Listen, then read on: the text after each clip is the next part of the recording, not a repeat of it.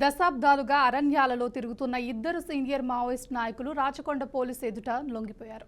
CPI Maoist Dandakaranya ప్రత్యేక zone committee senior state committee సభ్యురాలు Kakarla Sunitha, Telangana state కమిటీకి చెందిన ఏరియా కమిటీ సభ్యుడు చెన్నూరి హరీష్ మావోయిజాన్ని వదిలి జనస్రవంతిలోకి వచ్చారు. మావోయిస్టులు అరణ్యాలను వదిలి జనాల్లోకి రావాలని పోలీసులు పిలుపునివ్వడంతో వరుసగా లొంగిపోతున్నారు. లొంగిపోయిన ప్రతి ఒక్కరికి ప్రభుత్వ పునరావాస పథకాలు, ఆర్థిక సాయం అందిస్తామంటున్న సిపి సుధీర్ బాబుతో మా ప్రతినిధి అంజీ ఫేస్ టు ఫేస్.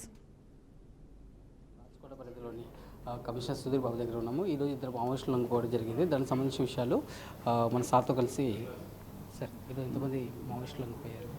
ఈరోజు ఇద్దరు మావోయిస్టులు, చాలా పెద్ద కాటర్ ఉన్న మావోయిస్టులు లొంగిపోవడం జరిగింది. అంటే మేము వాళ్ళని మెయిన్ స్ట్రీమ్ లైఫ్ స్టైల్కి వచ్చామని అని చెప్తున్నాం. వీళ్ళపైన రివార్డ్ కూడా ఉంది. ఇప్పుడు కాకర్ల సునీత, ఈవిడ 40 years నుంచి పార్టీలో పనిచేస్తుంది. వాళ్ళ పార్టీలో, మావోయిస్ట్ పార్టీలో ఫస్ట్ ఆర్ఎస్యూలో పనిచేసిన తర్వాత 1984లో ఆర్ఎస్యూలో పనిచేసిన తర్వాత ఆవిడ మళ్ళీ విజయవాడ సిఇఓగా, తర్వాత గుంటూరు సిఇఓగా పనిచేస్తూ నల్లమల్ల ఏరియాలో కూడా పనిచేసి ఏఓబి వెళ్ళింది.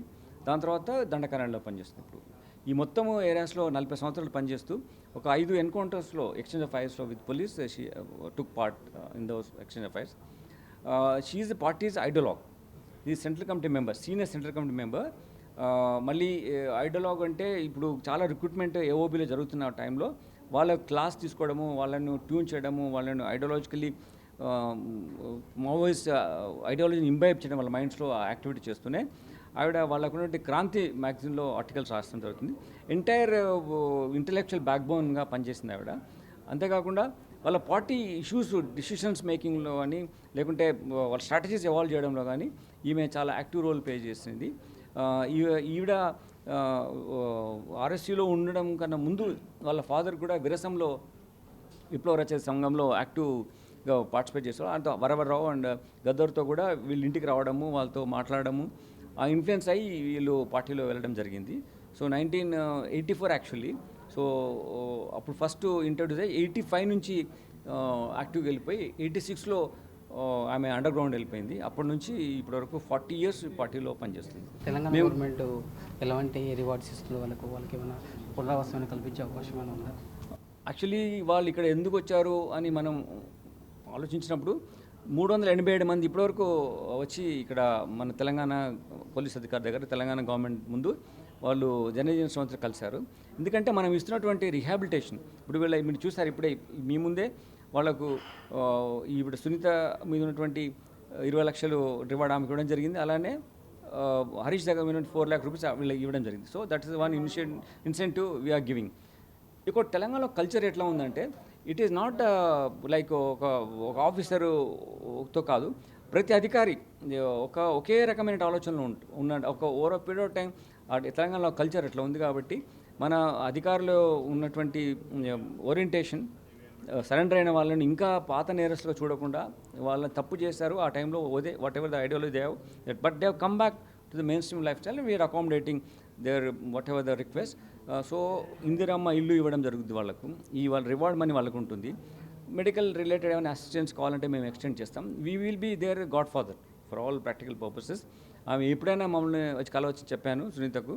అలానే హరీష్ కూడా, ఇతను మన భూపాల్పల్లి నేటివ్ ప్లేస్ అవుతుంది, అతన్ని కూడా చెప్పాము. అక్కడ అతను షాప్ పెట్టుకుంటా అన్నాడు, ఇది కొంచెం కిరాణా షాప్ లాంటిది. సో అతనికి కూడా మేము సహాయం ఏ విధంగా చేయాలి, ఎట్లా ఎస్టాబ్లిష్ చేసుకోవాలి కూడా, ప్రాపర్ ట్రైనింగ్ కావాలంటే కూడా ఇప్పిస్తాం. వాళ్ళ రిలేటివ్ కూడా ఒకరు ఉన్నారని చెప్పాడు.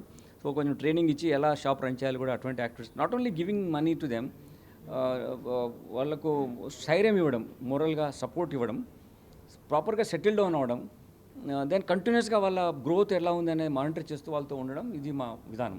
ఇది తెలంగాణ ప్రభుత్వం చేసినటువంటి ఒక విజయము. దాని మూలంగానే ఇంతమంది 387 మంది కార్డర్స్ మనకు ఇక్కడ వచ్చి సరెండర్ అవ్వడం జరిగింది. ఫస్ట్ మనం రాచకొండ పోలీస్ స్టేషన్ పరిధిలో ఉన్నాం. రాచకొండ కమిషనర్ సుధీర్ బాబు ఈరోజు ఇద్దరు మావోయిస్టులు లొంగిపోయారు.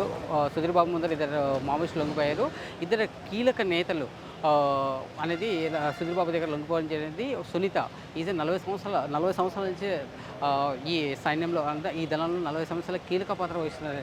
అంటే 40 సంవత్సరాల నుంచి ఒక కీలక పాత్ర వస్తుంటే అరణ్యంలో ఉండలేక అక్కడ జరుగుతున్న వాస్తవ పరిస్థితులు అంటే అరణ్యం నుంచి వదిలేసి బయటికి జనజీవన శ్రమంతలోకి రావాలని తెలంగాణ ప్రభుత్వం వివిధ కార్యక్రమాలు చేపట్టడం వల్ల దానివల్ల దళంలో ఉన్న సైన్యంలో ఉన్న వ్యక్తులు డైరెక్ట్ తెలంగాణ గవర్నమెంట్ దగ్గర లొంగిపోవడం జరుగుతుంది. తెలంగాణ గవర్నమెంట్ వాళ్ళకి 20 లక్షల రివార్డు అంటే ఇక్కడ ఇద్దరు లొంగిపోయారు. ఒక ఆమె వచ్చేసి సునీత 40 సంవత్సరాల నుంచి సైన్యంలో వివిధ కీలక పాత్రల్లో కీలక పదవుల్లో కూడా ఆమె వర్క్ చేయడం జరిగింది. ఆమెకి 20 లక్షల రూపాయల నగదు రివార్డుని సుధీర్ బాబు అందజేశారు. మరొక పర్సన్ హరీష్, ఇతను కూడా సేమ్ అదే పొజిషన్లో కీలక పాత్రలో ఇతనికి 4 లక్షల రూపాయల రివార్డుని సుధీర్ బాబు ఇచ్చారు. అందులో పాటు తెలంగాణ గవర్నమెంట్ ఒక ఇందిరమ్మ గృహంతో పాటు వాళ్ళకి కావాల్సిన కనీస వసతులుగా కల్పిస్తామని సుధీర్ బాబు హామీ ఇచ్చారు. Vote studio.